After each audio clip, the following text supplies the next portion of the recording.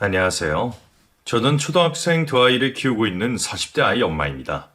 그동안 남들처럼 회사 다니면서 평범하게 아이들을 키우며 지내던 제가 엄청난 일을 겪고서 이런 사연을 보내게 되었네요. 지금 다시 생각해도 참 여러모로 믿기 어려운 일이다 싶지만 세상에는 가끔 정말로 쉽게 믿기 어려울 만큼 놀라운 일들이 벌어지는 것 같아요. 워낙 많은 일이 있었던 탓에 그 중에서 뭐가 제일 어려운 일이었을지 모르겠지만 이제 와서 생각해보면 우연한 일은 없다는 생각도 드네요. 그럼 지금부터 제가 겪은 일을 여러분들께 공유해 보겠습니다.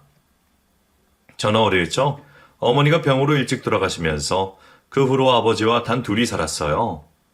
남자 혼자 아이 키우기 힘든 그 시기에 아버지는 저를 위해 참 많은 희생을 해오셨고 그만큼 아버지에게는 늘 감사하고 죄송한 마음뿐이었죠. 그런 아버지마저 제가 결혼하고 일찍 돌아가시며 오래 함께하지 못했지만 어머니의 정을 알지 못하고 자랐던 제게는 모정보다는 부정이 더 가까운 의미였습니다. 그러다 보니 자라면서 저는 늘 결혼에 대한 걱정이 있을 수밖에 없었어요. 모성애가 어떤 것인지 모르기에 제가 가정을 꾸리고 좋은 엄마가 될지 늘 두려웠거든요. 그래도 다행히 사람 좋은 남편을 만나서 결혼을 결심했고 저는 안 해본 일이라도 잘할 수 있다며 용기를 내고 싶었습니다. 하지만 저희의 결혼은 시작부터 난관이었죠.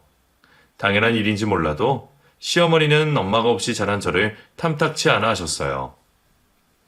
혼자 어렵게 키우신 장남이라 더 기대가 크셨던지 왜 하필 제가 남편의 짝인지 이해를 못 하셨죠. 그래도 자식 이기는 부모 없다고 마지못해 결혼을 허락하셨지만 처음부터 반대당하며 하게 된 결혼에 저도 마음이 편하지는 못했습니다. 그런 탓에 결혼 후에도 저는 시어머니와 쉽게 가까워질 수 없었어요. 그렇다고 어머니가 시집살이를 시키시거나 괴롭히신 적은 한 번도 없는데도 괜히 제가 자격지심에 주눅이 들은 탓인지 어머니와는 결혼하고 몇 년 동안이나 대면대면한 사이를 유지할 수밖에 없었습니다. 남들은 고부관계는 차라리 먼 사이가 낫다 얘기했지만 홀 시어머니에게 잘하고 싶었던 저는 그게 늘 아쉬울 수밖에 없었어요. 그리고 그런 아쉬움은 비교가 될 동서가 시집을 오면서부터 더 크게 느껴질 수밖에 없었죠. 식구 많은 집안의 외동딸로 사랑을 듬뿍 받고 자란 동서는 막내딸답게 애교도 많고 표현도 많았고 그런 성격 덕에 저와 달리 시어머니에게 참 살갑고 애교 있게 굴었어요. 저는 어머니가 동서 애교에 웃으시는 걸 보고 충격을 받을 수밖에 없었어요. 그동안 무뚝뚝하신 줄 알았던 어머니에게 저런 면이 있구나 싶었고 어머니가 동서를 막내딸처럼 살갑게 대하시는 걸 보며 괜히 나와 비교되고 부러워서 서럽기까지 하더라고요. 사실 제가 동서처럼 했더라면 되었을 일이지만 저는 성격이 모난 탓인지 동서처럼 그렇게 살갑게 다가가지 못했습니다. 저도 나름대로 노력을 했지만 동서처럼 할 수 없더라고요. 그 덕에 동서가 어머니와 가까워질수록 저는 어머니와 더 멀어지는 기분이었죠. 그런 제가 어머니와 가까워지게 되었던 계기가 있었습니다. 그건 제가 결혼을 하고 4년 만에 아이를 가지면서였어요. 결혼하고 한참 만에 어렵게 가진 아이라 그런지 유난히 조심스러운데 하필이면 제가 입덧이 너무 심했습니다. 물만 먹어도 속이 울렁거려서 정말 꼼짝없이 집에만 누워만 있었는데 너무 힘들고 지쳐서 매일 눈물바람이었어요. 보통 임신을 하면 친정이 기대기 마련인데 저는 엄마도 안 계시고 직전에 아버지까지 돌아가시면서 어디 마음 기댈 데가 없었거든요. 남편은 출근한다고 하루 종일 저를 챙기지도 못하고 저는 혼자 빈집에서 아무것도 못 먹고 누워만 있었는데 남편이 그런 제가 걱정되었는지 시어머니께 연락을 했던 모양입니다. 그동안 한번 집에 찾아오시지 않으시던 시어머니가 양손 가득 음식을 챙겨서 찾아오셨더라고요. 아가, 힘들지? 그래도 안 들어가도 조금 먹어봐라. 임신할 때는 엄마가 잘 먹어야 해요. 애가 못 먹겠다 버텨도 엄마가 먹고 버텨야지. 어머니는 당신께서도 임신했을 때 입덧이 심해 고생이었다며 친정엄마 없는 저를 대신 살뜰히 챙겨주셨습니다. 어떻게 하셨는지 남편도 모르는 제 입맛에 쏙쏙 맞추셔서 잔뜩 준비해 오신 많은 음식에 저는 감동을 할 수밖에 없었죠. 덕분에 오랜만에 거하게 밥도 먹고 그 힘든 입덧도 무사히 이겨낼 수 있었어요. 그리고 그날부터 제가 어머니를 달리 보기 시작했죠. 그 전까지는 저희 결혼을 반대하신 어머니가 저를 안 좋아하신다 생각했는데 어머니가 저를 걱정하시는 걸 보니 그게 다 제 편견이었다 싶더라고요. 그날 이후로 저는 어머니에게 마음을 열고 다가가며 시어머니와 점점 가까워졌고 어머니는 그런 제게 친정엄마 대신 산후조리까지 손수해 주시며 저를 진심으로 아껴주셨습니다. 친정엄마 품을 모르던 제게 시어머니의 관심과 애정은 눈물 날 만큼 감사한 일이었고 시어머니의 마음을 안 뒤로 저는 어머니를 사랑할 수밖에 없었어요. 그런 마음에 보답하고 싶었던 저는 어머니께 정말 잘하려 노력했습니다. 어머니가 부르실 때는 무조건 달려갔고 요리조리 요령 피우는 동서 대신 고생도 마다하지 않으며 큰 며느리 노릇도 잘하려고 했었어요. 남들은 왜 사서 시집살이 하느냐며 바보 같다고 생각할지 몰라도 저는 그만큼 시어머니에게 받은 것이 많다 생각했기에 어머니에게 잘할 수밖에 없었습니다. 그러다 보니 언젠가부터 시어머니와 가까운 것은 동서가 아닌 제가 되었더라고요. 동서는 일 때문에 바쁘다, 친정 때문에 안 된다, 핑계가 있어도 저는 아니었으니까요. 덕분에 저도 이만하면 좋은 며느리라 생각하며 내심 마음을 놓고 지냈습니다. 저도 그 사이 둘째까지 낳고 애들 키우고 일하고 먹고 사느라 바빠서 이전처럼 어머니를 챙기지 못했습니다. 바쁘다는 핑계로 자주 찾지는 못했어도 마음만큼은 늘 어머니를 걱정하고 신경 쓴다 생각했죠. 자식들 없이 혼자 계신 어머니 걱정이 되면서도 저는 당장 코앞에 행복을 보지 못하고 늘 나중 일을 걱정하고 있었어요. 어머니가 오랫동안 정정하게 사실 줄 알았는지 나중에 돈 벌면 큰 집 사서 어머니 모시고 같이 살아야겠다는 헛된 꿈을 꾸고 있었네요. 그런 어느 날 혼자 지내시던 시어머니에게서 연락이 찾아왔습니다. 안 그래도 요 근래 일 때문에 애들 때문에 바쁘다는 핑계로 자주 찾아뵙지 못해서 죄송하던 차에 어머니가 먼저 연락을 하시니 반갑기도 하고 죄송스러운 마음이 먼저 들더라고요. 제가 먼저 찾아가지 않아서 어머니가 기다리다 못해 연락을 하신 게 아닌가 싶어 괜히 죄송했죠.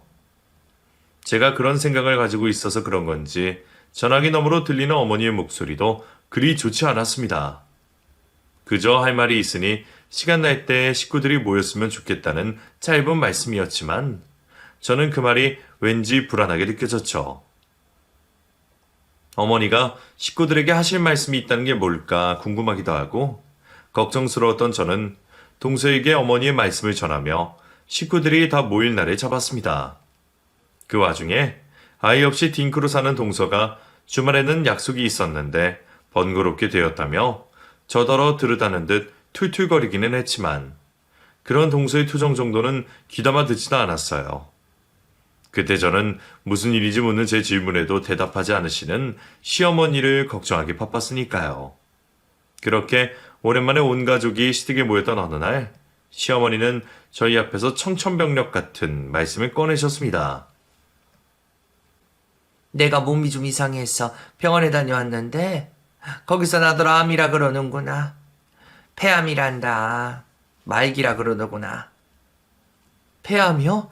아니 어머니가 담배를 태우시는 것도 아니고 무슨 폐암이래요. 그것 검사가 잘못된 거 아니에요? 그리고 원래 환자한테 막 알려주나요?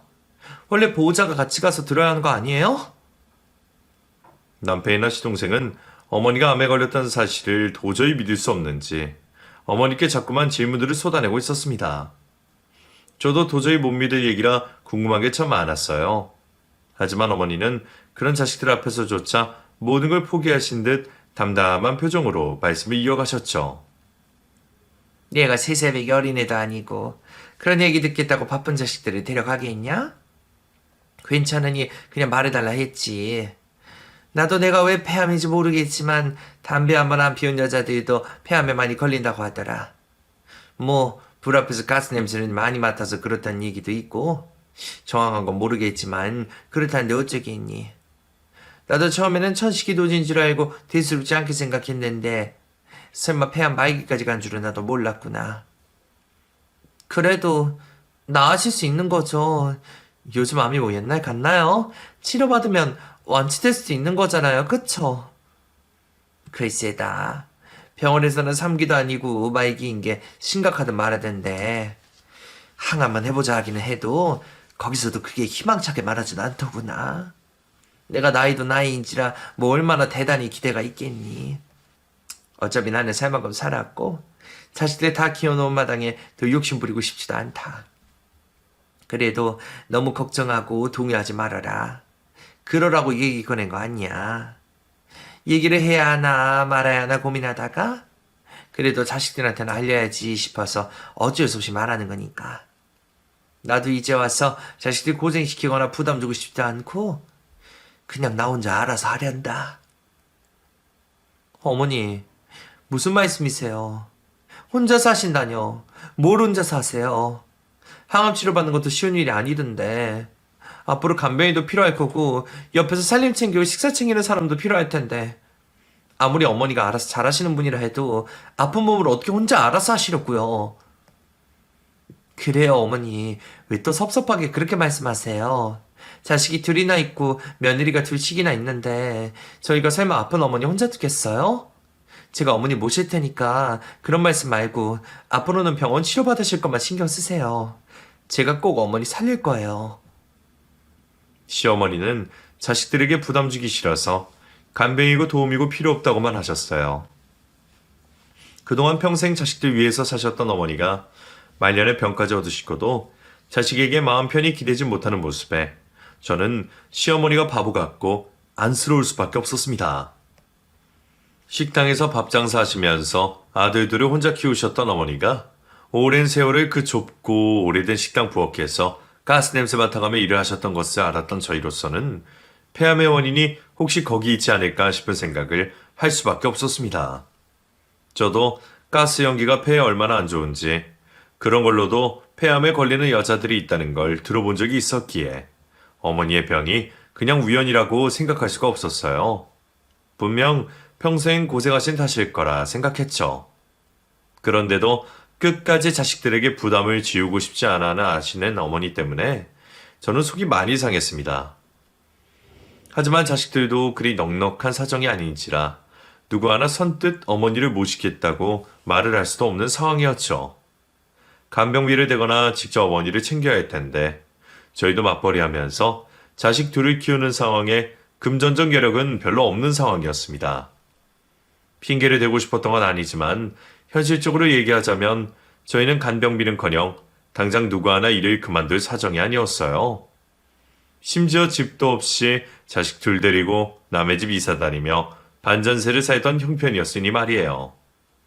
동선에는 아이는 없지만 서방님도 장사하면서 불안할 때가 더 많을 테니 매달 들어가는 간병비가 쉬운 것도 아닐 거고 그렇다고 가게 문을 닫고 직접 간병을 할 수도 없을 테니까요.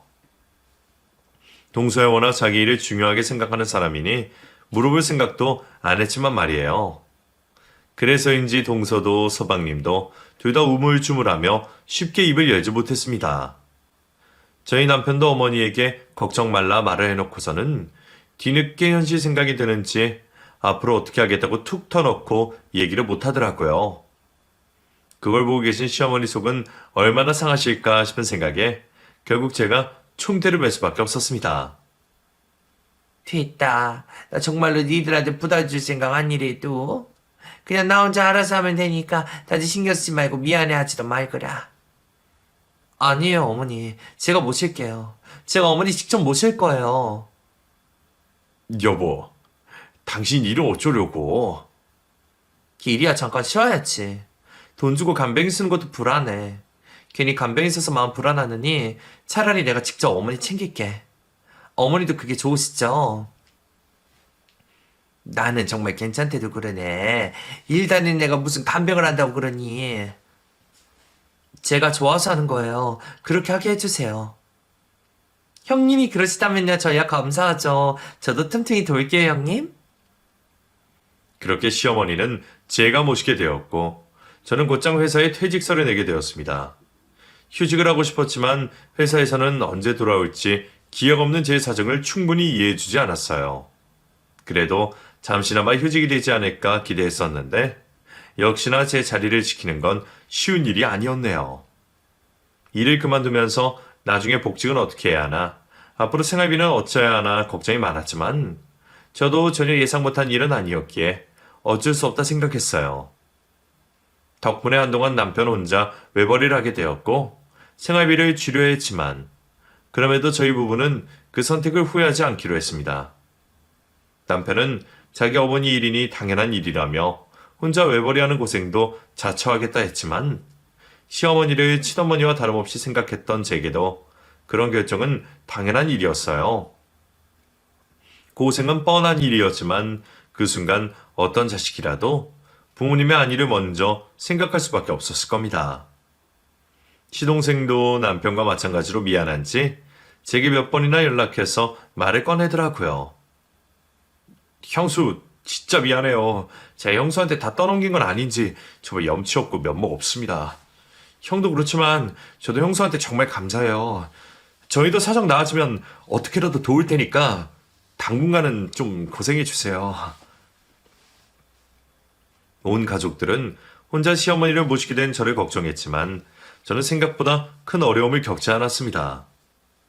저희 집이 좁아서 어머니를 모시기 어려운 통에 제가 시댁에서 상주하며 지내느라 아이들 얼굴 볼 새가 없는 게 아쉽기는 했지만 그래도 덕분에 어머니와 단둘이 있는 시간이 생겨서 내심 즐겁기도 했었어요.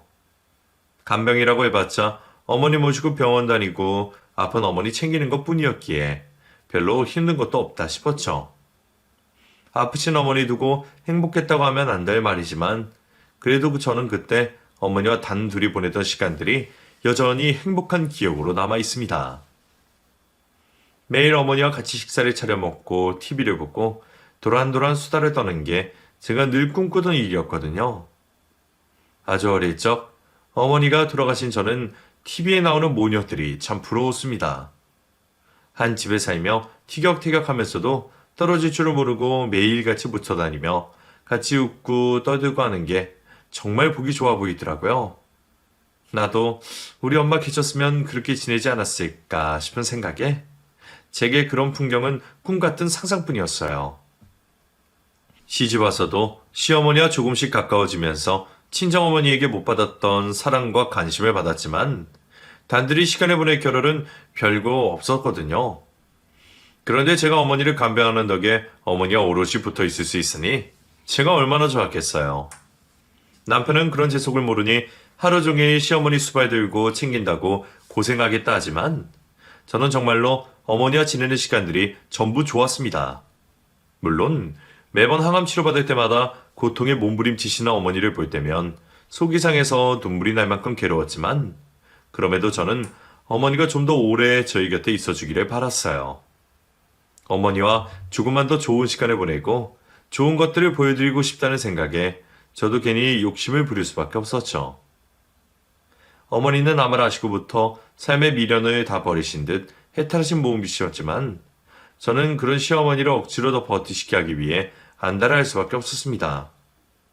어쩌면 효과가 없을지도 모르는 민간요법일지라도 어떻게든 그 도움이 되기를 바라는 마음에 시도해보고 여기저기서 암에 좋다는 음식들을 구해다가 어머니께 해드렸었죠. 제가 그렇게 할 때마다 어머니는 유난이고 고생이라며 싫어하셨지만 저는 그런 억지를 부려서라도 조금이나마 어머니를 붙잡고 싶었습니다. 하지만 그런 저의 노력에도 어머니는 삶의 미련이 그리 많지 않으셨어요. 애초에 항암 치료도 자식들의 권유에 겨우 결정하셔서 그러신지 매번 결과를 들으려 병원에 갈 때마다 혹시나 기적을 바라는 저와 달리 어머니는 내일 당장 떠나도 아쉽지 않으신 표정으로 계시기만 하셨었죠. 그런 어머니가 저는 괜히 더 걱정일 수밖에 없었습니다. 삶의 미련이 있고 기력이 있어야 아득바득 버틸 수 있을 텐데 벌써부터 저렇게 아무렇지 않아 하시면 어머니가 일찍 떠나신 게 아닐까 두려웠거든요. 그래서 저는 시어머니를 꼬시려 별짓을 다 했습니다. 그 즈음 제가 로또를 사기 시작한 것도 그런 이유에서였죠. 매번 어머니 좋아하시는 음식 해드리고 내일은 더 맛있는 거 해드리겠다며 어머니를 살살 꼬셨던 저는 어머니가 매주 기대하시기 위해 로또를 사기 시작했습니다. 물론 저도 저희 집안 경제를 걱정해서 혹시나 싶은 이런 천금을 기대했던 것도 있지만 로또가 되는 게 쉬운 일도 아니라 솔직히 큰 기대는 없었어요. 그래도 사람이 로또를 사고 보면 왠지 내가 될 것 같기도 하고 한 주 동안 두근두근한 마음이 생기잖아요. 그래서 그런 마음에 제가 어머니께 번호를 받아 로또를 샀습니다. 어머니, 여기 중에서 번호 6개만 좀 골라주세요. 이게 뭐냐? 복권 아니야? 나는 이런 거 해본 적도 없는데 이런 거 왜 나더러 골라달라 그래? 어머니가 골라주시면 당첨될 것 같아서 그래요. 어머니, 얼른 골라주세요. 아유, 내가 무슨 운이 있다고. 이거 6개가 다 맞아야 당첨이 되는 거 아니냐? 그쵸? 그러니까 어머니가 신중하게 골라주세요. 그래서 앞으로 매주 제가 이 번호로 로또를 사올게요. 그리고 저희 매주 같이 맞춰봐요, 어머니. 어머니도 맞을지 안 맞을지 궁금하지 않으세요? 글쎄, 궁금은 하다만 이게 될 리가 있나? 에이, 그건 모르죠? 근데 혹시 만약 되면 뭐 하고 싶으세요? 나? 내가 돈이 뭐 필요하겠니? 그래도 어머니가 골라주신 번호로 사는 건데 맞으면 어머니 몫이잖아요. 하시고 싶으신 거 생각해 두시면 좋죠. 혹시 당첨이 되거든? 내가 그거나 다 주마. 진짜요? 정말 저 다 주시려고요? 그래, 너 다 주마. 내가 그동안 우리 큰며느리한테 뭐 하나 제대로 해준 것도 없는데 내가 마지막 떠나기 전에 뭐라도 해줘야지. 지금도 이 늙은 노인네 때문에 괜히 고생만 하는데 내가 널 보면 미안하고 짠해서 할 말이 없다. 미안하고 고맙다, 아가. 저도 벌써 자식이 둘이고 40이 넘었는데도 절더러 아가라 하시는 어머니께서는 마지막까지 제 걱정뿐이셨습니다. 힘든 항암 치료 버티시면서 남 걱정할 겨를이 없으신 분인데도 말이에요. 그런 어머니는 로또가 되면 모두 제 몫이라며 어떻게든 제게 마지막 선물을 주고 싶다고 하셨어요. 정말 그게 당첨될 거라 생각도 못 하시면서 제게 뭐라도 선물해 주고 싶으신지 어머니는 매번 정말 신중하게 번호를 불러주셨죠. 저는 그렇게라도 어머니가 버티시기를 바라며 언젠가부터 저와 어머니에게는 매주 로또를 사고 당첨을 확인하는 것이 행사가 되었습니다. 처음에는 설마 이게 될 리가 없다며 무심하시던 어머니도 언젠가부터는 매주 저와 TV 앞에 앉아 하나하나 번호를 체크하는 것에 재미를 붙이셨습니다. 당연하게도 맞히는 것보다 틀리는 게 더 많았지만 묘하게 긴장되는 그 재미가 참 쏠쏠하더라고요. 덕분에 한동안 웃음 지으시던 어머니의 웃음 덕분인지 건강 상태가 좋아지신 듯 보였지만 그런 기대는 그리 오래가지 못했습니다. 결국 말기암을 이길 수는 없는 건지 어느 날부터 점점 기력이 떨어지시는 어머니를 보며 저는 걱정을 지을 수가 없었고 저는 그저 기도를 할 수밖에 없었어요. 이런 와중에 동서는 주말에도 바쁘다며 얼굴 한번 비추지를 않았고 저는 그런 동서에게 참 섭섭했습니다. 아무리 바쁘다 그래도 어머니가 얼마나 남으셨는지 모르는 이때에 꼭 그렇게 일에만 매달려 하는 건지 싶었거든요. 동서, 이번 주도 바빠? 예, 그렇네요. 왜요? 저한테 뭐 시키실 일 있으세요? 아니, 그런 게 아니라 어머니 상태가 점점 안 좋아지는데 어머니 괜찮으실 때 자주 얼굴 보고 가면 좋지 않나 싶어서. 서방님은 가게 열기 전에도 오시고 틈틈이 오시는데 동서만 안 오니까 어머니가 섭섭해 하시지 않을까? 어머니가 동서를 워낙 예뻐하셨잖아. 그야 자기가 사장님과 왔다 갔다 하기가 싫겠지만 저는 월급 받는 입장에 시간 한 번 내는 게 쉬운 게 아니잖아요. 형님도 직장생활 해보셨으면서 저 이해 못하세요? 그건 그래도 거기도 쉬는 날이 있을 거 아니야. 일은 좀 줄이더라도 어머니 좀 뵈러 오면 안 될까? 저도 정말 그러고 싶은데 진짜로 여력이 안 돼요. 저도 정말 힘들어 죽겠어요, 형님. 안 그래도 마음 불편한데 왜 형님까지 저한테 부담 주세요? 어머니도 저한테 아무 말씀 안 하시고 저희 남편도 별말 안 하는데 왜 형님만 자꾸 그러세요? 그래, 알겠어. 나도 강요는 아니야. 제가 동서를 불러다가 어머니 간병을 시키던가 부려먹겠다고 그랬던 게 아니었어요. 그냥 저는 어머니가 평소 동서를 참 예뻐하셨기에 막내딸 같던 동서가 보고 싶지 않으실까 싶어서 얼굴이라도 비췄으면 했던 거였죠. 저희 어머니 성격에 자식이 보고 싶다고 한들 강요하실 분이 아니시기에 저도 어머니 걱정에 어쩔 수 없이 오지랖을 부리고 말았네요. 동서는 제가 괜한 오지랖을 부린다며 짜증스러워했지만 그때는 저도 어머니를 위한 마음이 커서 그렇게 행동할 수밖에 없었습니다. 그런 동서는 얼굴을 까먹을 지금이 되어서야 가끔 서방님과 함께 나타나곤 했었죠. 그리고 결국 어머니는 병을 이겨내지 못하셨습니다. 의사 선생님은 처음부터 고령의 몸으로 항암 치료하는 것부터가 모험이라 말씀하셨지만 그래도 저희는 조금의 희망이라도 걸어보고 싶었어요. 어쩌다 우연일지 기적일지 모를 일이 저희에게 꼭 벌어지기를 바랐었죠. 매주 로또를 사면서 혹시나 1등이 되면 어쩌지 하는 기대처럼 저는 매번 어머니가 기적처럼 일어나길 바라셨지만 결국 그런 기적은 일어나지 않았습니다. 결국 임종이 다가왔다며 마음의 준비를 하라는 병원에 있기에 온 식구들이 그날 밤 어머니의 병실을 지켜야 했죠.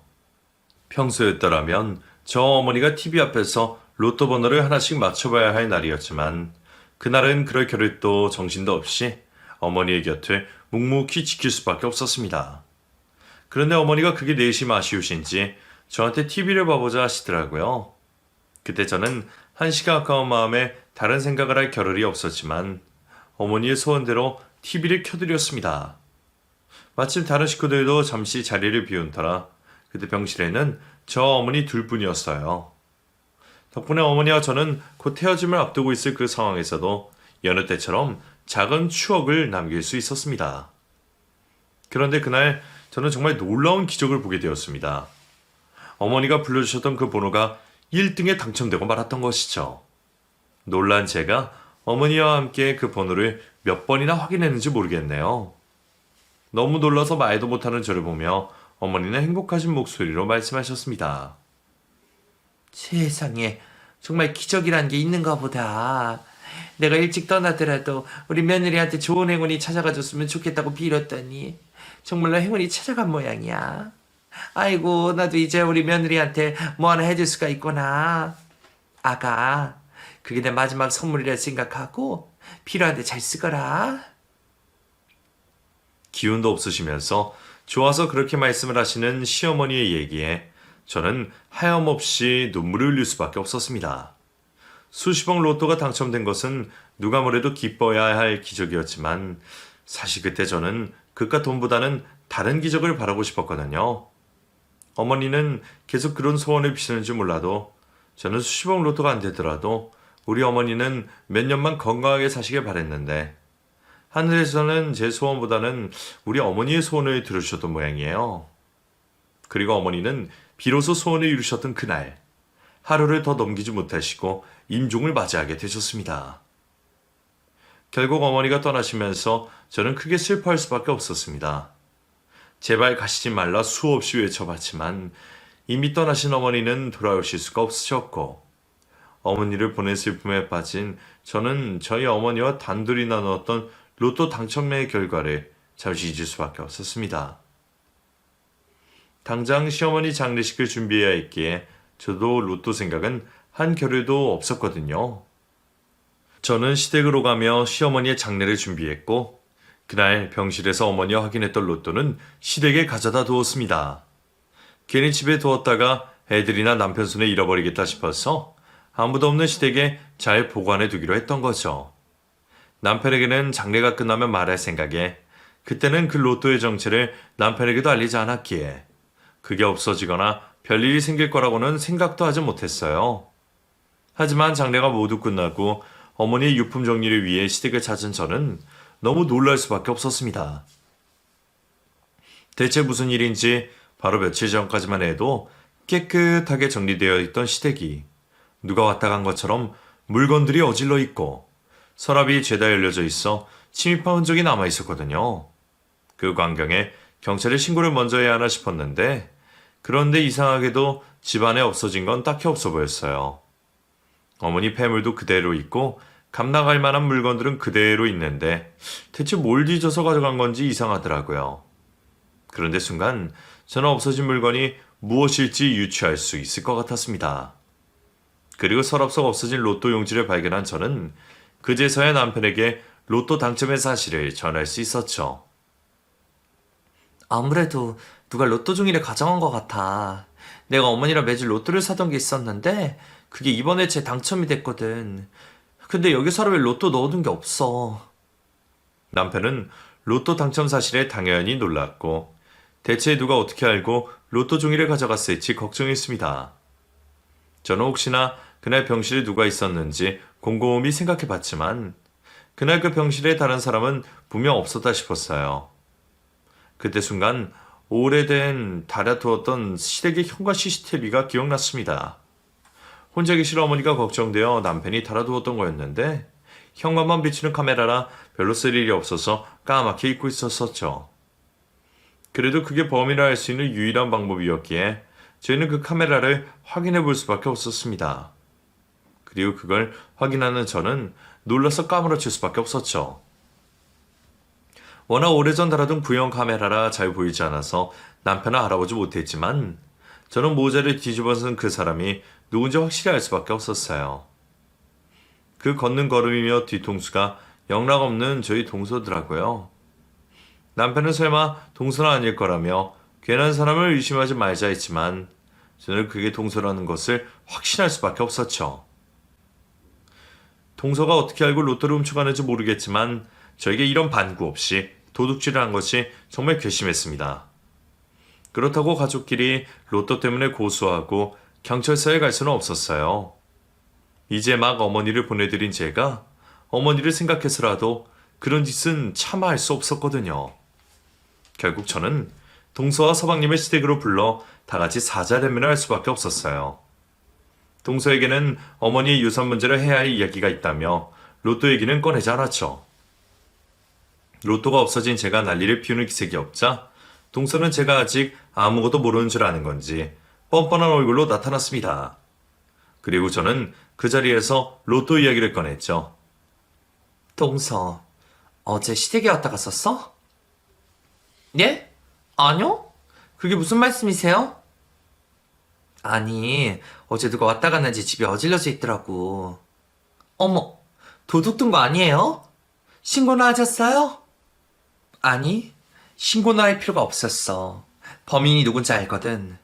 여기 현관에 CCTV 있는 거 동서는 모르지? 예? CCTV라뇨. 여기 그런 게 있었어요? 동서 씨 오기 전에 달았던 건데 워낙 구형이라 화질은 별로 안 좋아. 근데 거기에 동서가 딱 찍혀있지 뭐야? 다른 사람들은 몰라봐도 가족끼리는 알아볼 수 있지 않겠어? 그게 무슨 말이에요? 제가 찍혔다뇨. 저는 여기 온 적도 없어요. 왜 갑자기 생사람을 잡으세요? 없어진 건 뭔데요? 뭐 가져간 게 있긴 해요? 사실 내가 어머니랑 로또를 샀는데 말이야. 그게 당첨이 되었거든. 그래서 그걸 내가 서랍에 잘 넣어놨었어. 장례 끝나면 동서한테도 말하고 다 같이 나누려고 그랬는데 그게 딱 없어졌지 뭐야? 근데 그걸 동서가 들고 간 것 같아서. 어머, 무슨 소리 하시는 거예요? 저 아니라니까요? 그 로또든 뭐든 저 그런 거 관심도 없어요. 그래봤자 요즘 당첨금이 뭐 얼마나 한다고. 그런 게 있으면 그냥 형님 다 하세요. 전 필요 없으니까. 그래? 동서는 정말 로또에 욕심 없어? 나는 몰랐네. 요새 로또 얼마 안 된다 그러긴 해도 그게 보통 사람이 평생 가도 쉽게 만져볼 수 있는 돈 아니잖아? 그런데 그런 돈에 욕심이 없다니 동서도 참 대인배다. 그럼 동서는 정말 욕심 없는 거지? 로또 나중에 찾아도 딴바라기 없기야? 그렇다니까요? 괜히 사람 의심이나 하지 마세요. 동서는 제게 직접 증거가 없다 생각하는지 자기는 로또에 관심도 없고 가져간 적도 없다며 발뺌을 하고 있었습니다. 확신이 있는 저로서는 기가 막히고 어이없는 상황이었지만 다행히 크게 걱정할 일은 없었습니다. 동서는 서랍에 고이 들어있던 그 로또가 당첨 로또인 줄 알고 가져갔겠지만 사실 당첨되었던 회차의 로또는 제가 따로 가지고 있었거든요. 번호가 똑같았기에 충분히 헷갈릴 수는 있었지만 그래도 동서가 너무 아니라는 게 아닌가 싶었어요. 저는 자신만만한 동서 앞에서 진짜 로또 당첨 조기를 보여줬습니다.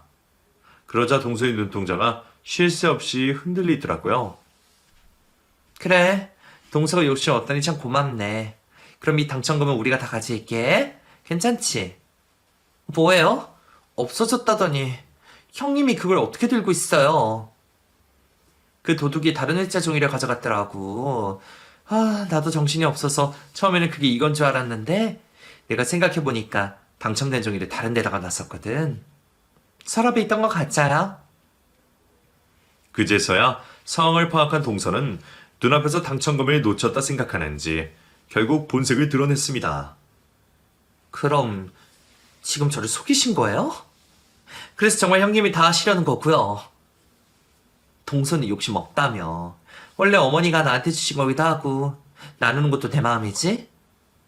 가족끼리 이런 게 어딨어요. 당첨됐으면 나눠서 쓸 생각을 해야지. 그리고 그게 어떻게 형님 몫이에요? 어머니가 불러주신 번호로 산 거라면서요. 그럼 어머니 유산이고 공평하게 나눠야지. 양심도 없이 그걸 꿀꺽하려고? 동서, 이건 마지막까지 어머니 곁에 지킨 나한테 어머니가 남겨주신 마지막 선물이야.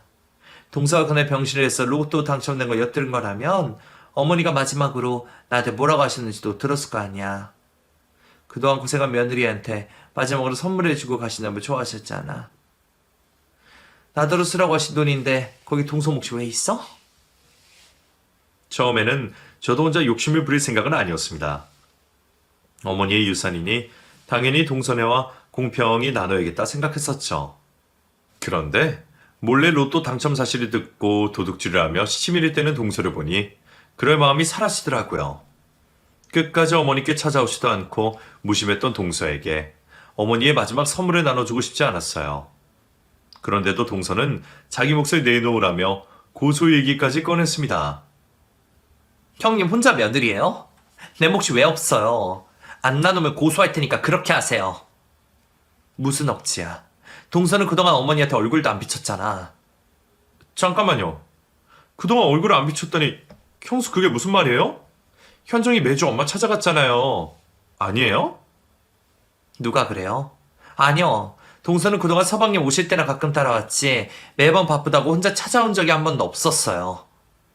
순간 시동생이 놀라며 동서를 쳐다봤습니다. 그리고 동서에게 따져 묻더군요.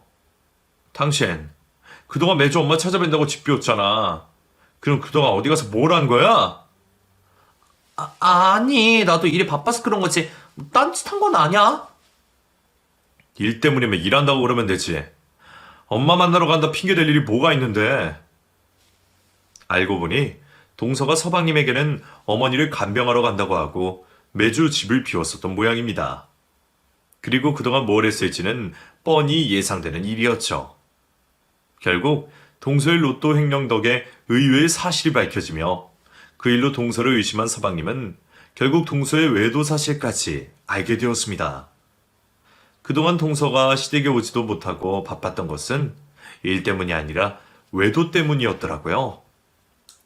어디 감히 아픈 시어머니를 팔아서 바람을 피고 다녔는지 그 죄를 제대로 묻고 싶었지만 간통죄가 없어진 마당에 동서가 받을 수 있는 죄는 이혼뿐이었습니다. 결국 서방님은 동서와 이혼 소송을 하게 되었고 동서는 위자료를 물고 이혼을 당해야만 했습니다.